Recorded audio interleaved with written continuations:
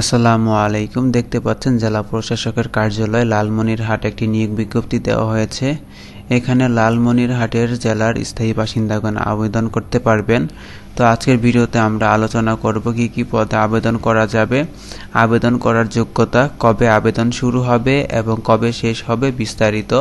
তো বন্ধুরা, ভিডিওটি শুরু করার আগে আপনাদের কাছে ছোট্ট একটি রিকোয়েস্ট, যারা আমার চ্যানেলে নতুন আসেন চ্যানেলটিকে সাবস্ক্রাইব করে বেল বাটনটি অন করে দিবেন এরকম নতুন নতুন ভিডিও প্রতিনিয়ত আপডেট পাওয়ার জন্য। তো কথা না বাড়িয়ে আমরা মূল আলোচনায় চলে যাই। তো আমরা প্রথমে দেখে নেব যে এর আবেদন কবে শুরু হবে। তো দেখতে পাচ্ছেন এর আবেদন শুরুর তারিখ 2/5/2024 সকাল 10টা থেকে এবং আবেদন করা যাবে 31/5/2024 বিকাল 5টা পর্যন্ত।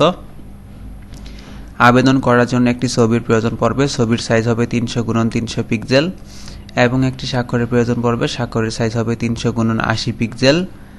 আবেদন করার জন্য একটি লিঙ্ক দেওয়া আছে, এই লিঙ্কে প্রবেশ করে আপনাদের আবেদনটি করতে হবে। আপনাদের সুবিধার্থে আমি ভিডিও ডিসক্রিপশনে লিঙ্কটি দিয়ে দিব, সেখান থেকে আপনারা আবেদনটি করে নেবেন।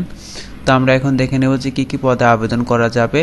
তো এখানে দেখতে পাচ্ছেন প্রথমে অফিস সহায়ক, এখানে বেতন গ্রেড হচ্ছে 20, পদ সংখ্যা রয়েছে 33টি। এখানে শিক্ষাগত যোগ্যতা প্রয়োজন পড়বে কোনো স্বীকৃত বোর্ড হতে অনন্য দ্বিতীয় বিভাগ বা সমমানের সিজিপিএ সহ মাধ্যমিক স্কুল সার্টিফিকেট বা সমমান পরীক্ষায় উত্তীর্ণ। এরপর দেখতে পাচ্ছেন নিরাপত্তা প্রহরী, এখানে বেতন গ্রেড হচ্ছে 20, পদ সংখ্যা রয়েছে 3টি। এখানে শিক্ষাগত যোগ্যতা প্রয়োজন পড়বে কোনো স্বীকৃত বোর্ড হতে অনন্য দ্বিতীয় বিভাগ বা সমমানের সিজিপিএ সহ মাধ্যমিক স্কুল সার্টিফিকেট বা সমমান পরীক্ষায় উত্তীর্ণ। এরপর দেখতে পাচ্ছেন পরিচ্ছন্নতা কর্মী, বেতন গ্রেড হচ্ছে 20, পদ সংখ্যা রয়েছে 1টি।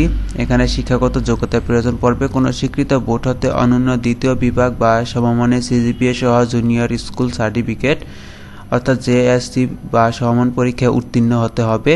তো এই ছিল পদগুলো। তো আমরা এখন দেখে নিব যে আবেদন করার জন্য কত টাকা জমা দিতে হবে এবং কিভাবে টাকাটি জমা দিতে হবে। তো দেখতে পাচ্ছেন পরীক্ষার ফি বাবদ 100 টাকা, টেলিটক সার্ভিস চার্জ বাবদ 12 টাকা সহ সর্বমোট 112 টাকা। আবেদন করার 72 ঘন্টার মধ্যে টাকাটি জমা দিতে হবে। এখন টাকাটি কিভাবে জমা দিবেন, আপনাদের মেসেজ অপশনে গিয়ে লিখতে হবে DCLAL লিখে স্পেস দিতে হবে, তারপর ইউজার আইডি লিখে সেন্ড করতে হবে 16222 এই নাম্বারে। এরপর আপনাদের একটি মেসেজের রিপ্লাই দেওয়া হবে, সেখানে আপনাদের পিন নাম্বারটি দেওয়া থাকবে, তো সেই পিন নাম্বারটি সংরক্ষণ করে রাখতে হবে। দ্বিতীয় মেসেজ অপশনে গিয়ে লিখতে হবে DCLAL লিখে স্পেস দিতে হবে, তারপর ইয়েস লিখে স্পেস দিতে হবে, তারপর যে পিন নাম্বারটি দেওয়া হয়েছে সেই পিন নাম্বারটি বসিয়ে সেন্ড করতে হবে 16222 এই নাম্বারে।